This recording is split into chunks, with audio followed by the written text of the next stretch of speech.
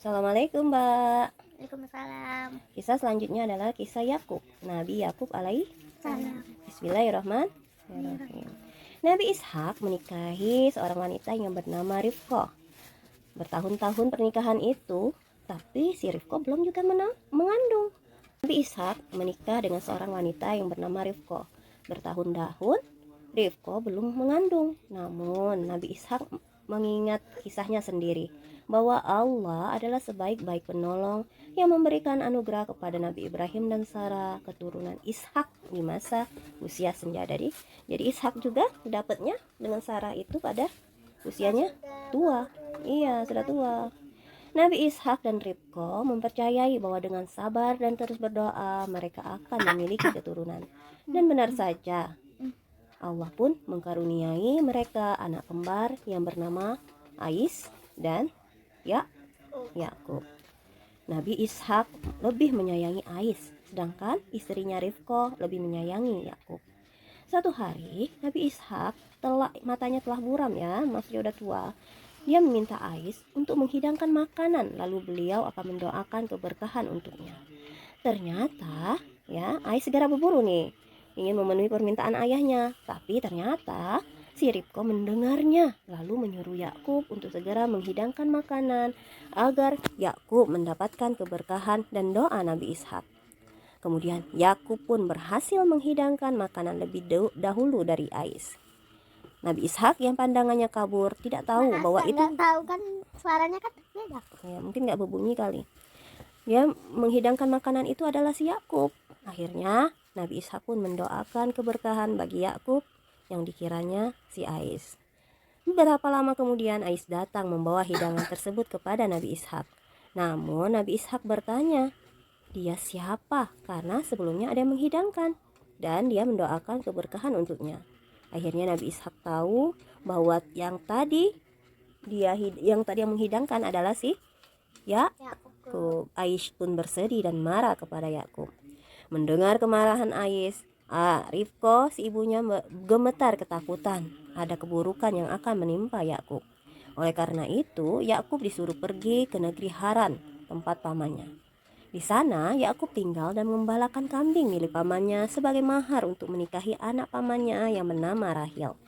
Yakub mengembalakan kambing itu selama 7 tahun. Setelah 7 tahun terjadilah pernikahannya. Namun betapa terkejutnya ketika di hari pernikahannya yang dinikahinya bukan Rahil melainkan Laya. Lalu Yakub mendatangi pamannya dan meminta pernikahannya dengan Rahil. Namun tradisi di negeri itu tidak menikahkan anak perempuan yang lebih muda. Maka pamannya mengatakan, gembalakanlah kambing selama 7 tahun lagi. Nah, setelah 7 tahun Yakub pun menikah dengan Rahil.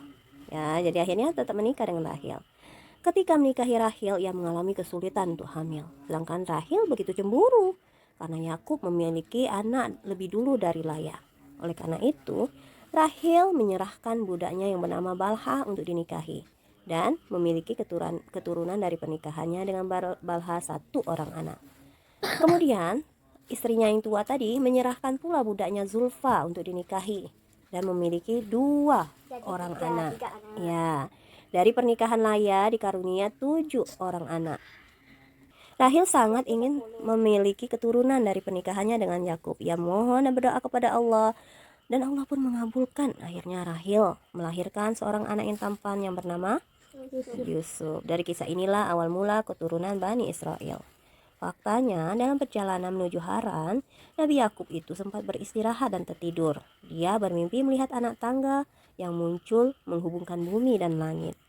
Anak tangga itu bersinar menyilaukan. Para malaikat naik dan turun melalui tangga itu. Allah berfirman, sungguh aku memberkahimu, memperbanyak keturunanmu, dan aku jadikan bumi ini untukmu dan keturunanmu sepeninggalmu nanti. Yakub sangat bahagia dengan mimpi itu dan bernazar akan kembali ke keluarganya dengan selamat. Bernazar itu apa? Berjanji ia akan membangun tempat beribadah di tempat ia bermimpi tersebut, yang kemudian kita sebut Baitullah. Setelah 20 tahun di Haran, Nabi Yakub pun akhirnya memutuskan pulang menemui ayahnya. Namun mendengar kabar tersebut, Ais bersiap dengan 400 tentara mau nyerang. Gak dibolehinnya, Kak. Masih marah dia. Yakub telah mempersiapkan hadiah untuk kakaknya. 200 ekor domba, 200 ekor domba betina, 20 ekor domba jantan, 200 ekor biri-biri betina, 20 gibas, 30 unta. Gibas apa, Bi? Kambing. Nah, Domba kambing. itu loh. 20 20 sapi betina, 30 unta, 10 sapi jantan, 20 keledai betina, dan 10 keledai jantan. 400. Yakub berdoa kepada Allah agar ia dan itu dari Ais itu 400 tentara yang akan menyerangnya. Ya. Yakub berdoa kepada Allah agar ia dan rombongan keluarganya selamat dari kemarahan Ais. Setibanya saat bertemu Ais, bersujudlah Yakub sebanyak 7 kali sebagai tanda penghormatan. Akhirnya Ais pun memeluk Yakub dan berdamai.